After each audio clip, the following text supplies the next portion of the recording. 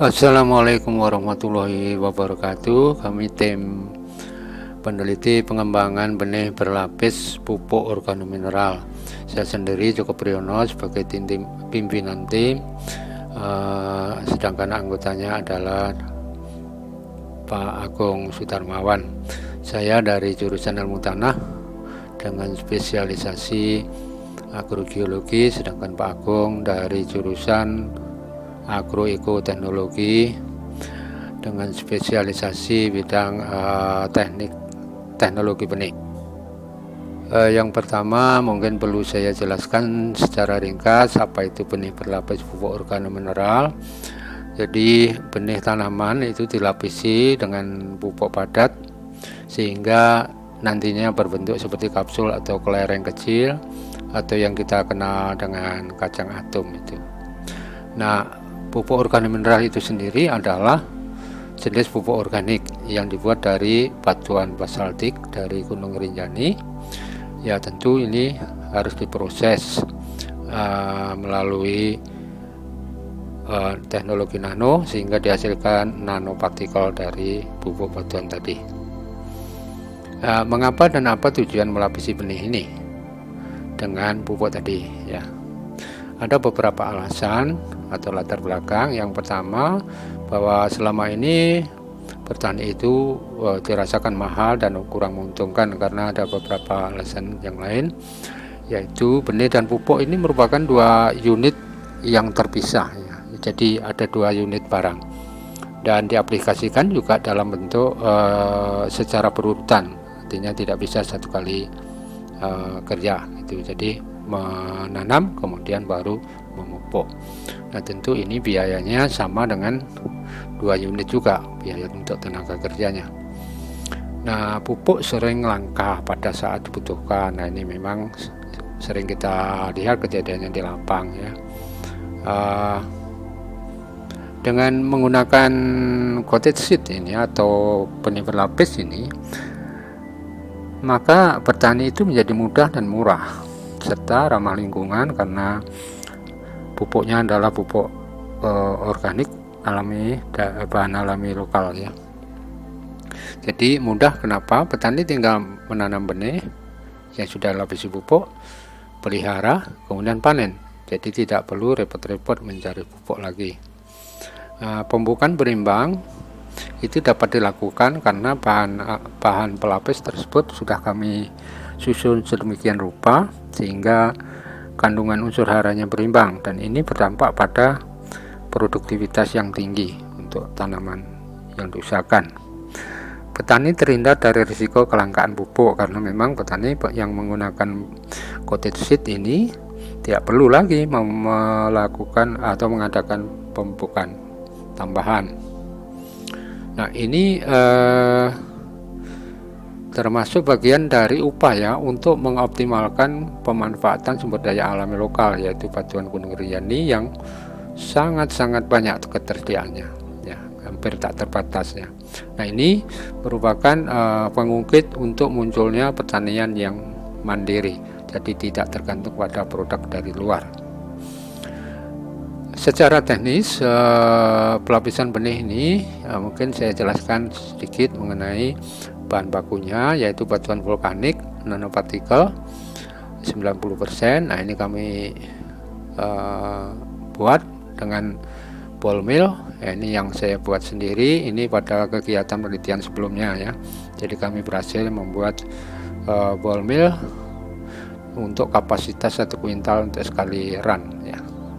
Jadi batuan fosfat ini tambahnya sekira 5% aja. Urea ini untuk khusus benih non legum ya, non legum. Dan pupuk organik cair ini merupakan hasil penelitian yang sudah berlangsung beberapa tahun yang lalu dan sudah dipatenkan, bahkan sudah masuk ke industri ya. Nah bahan-bahan ini digunakan sebagai pelapis benih dan pelapis ini kita tes pada mesin granulator seperti ini.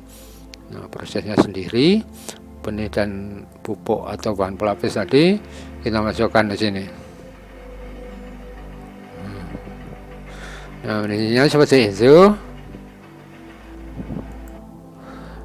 Kemudian kita hasilkanlah berlapis seperti contoh di sini adalah padi, dan ini adalah untuk kacang tanah. Jadi ini bentuk hasil akhir dari coating tadi. Nah, kemudian kami juga menyiapkan jenis mesin coating yang baru. Ya, ini lebih praktis dan lebih cepat, dan kemungkinan ini lebih cocok untuk benih-benih yang halus.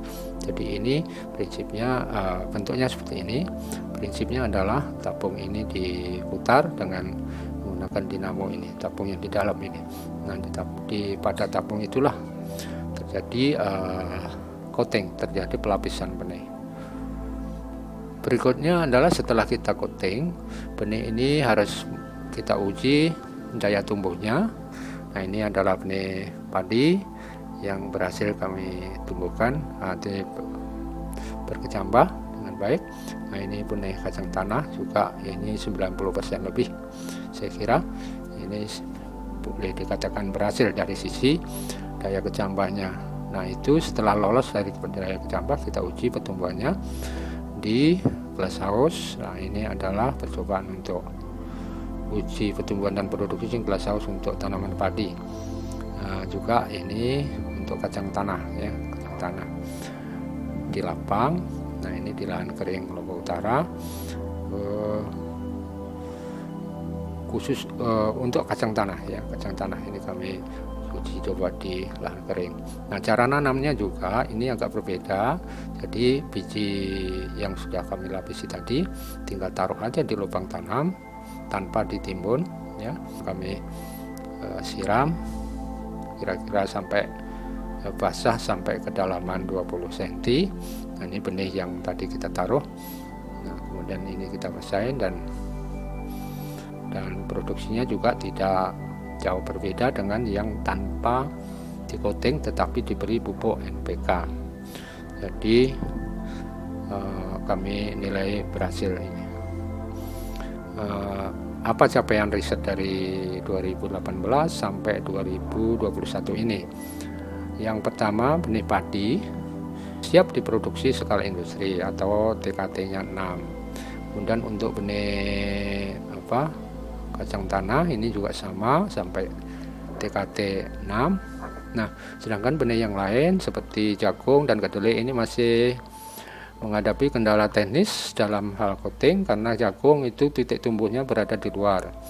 Nah, ini menjadi sering keracunan bahan pelapis. Kemudian kedelai itu kelemahannya ada karena ada selaput pada benih itu sendiri yang mudah pecah, sehingga pada saat kami coating kemudian kita keringkan, bahan coatingnya dari pecah semua. Nah, ini masih perlu kajian teknis lebih jauh, dan salah satu alasannya pengadaan mesin yang tadi, yang vertikal tadi, adalah untuk coating jagung dan kedelai ini, serta untuk coating nanti benih-benih yang berukuran kecil dan tidak teratur, yaitu tanaman hortikultura. Capaian dari benih jagung, coating benih jagung dan kedelai ini baru sampai menjadi 4. Dan kita harapkan pada tahun 2022 tahun depan itu sudah bisa mencapai 6, artinya siap untuk diproduksi pada skala industri.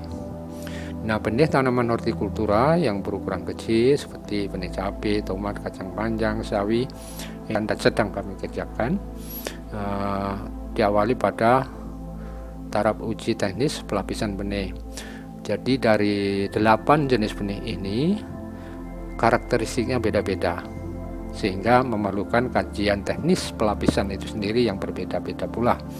Nah, tentu ini akan nggak mungkin kami selesaikan secara bersamaan ya. Jadi karena memang masing-masing jenis benih, kelompok benih ini mempunyai karakteristik yang beda, treatmentnya juga harus berbeda. Dalam hal ini adalah cara teknis pelapisannya ya.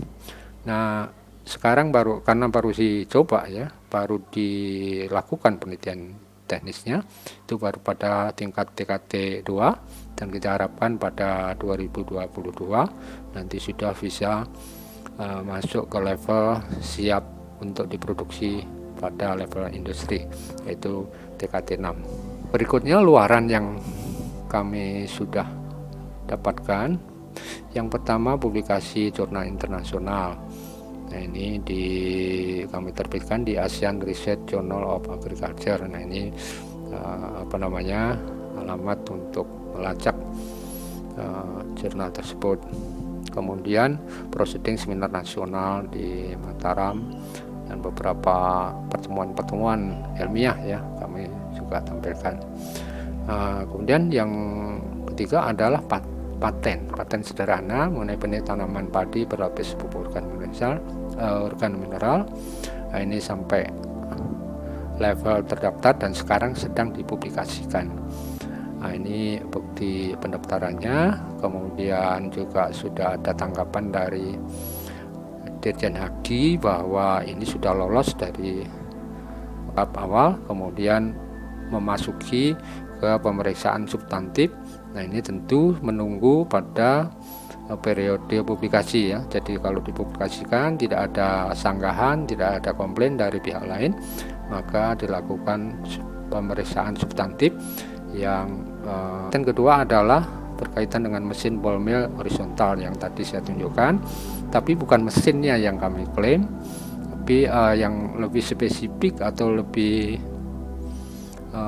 unik adalah pada batang pemukul bola baja yang berada di dalam tong tadi, tapi nggak kelihatan memang.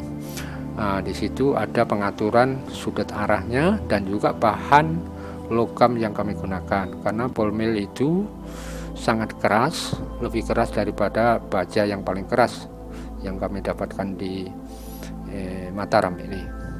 Jadi itu memerlukan jenis logam khusus yang paling tidak kekerasannya sama dengan bola bajanya. Nah, ini sama tingkatan atau tahapan yang sudah dicapai. Kami daftarkan pada 20 Desember 2019. Nah, ini juga sama statusnya sekarang lagi dipublikasikan di laman Dirjen Haki.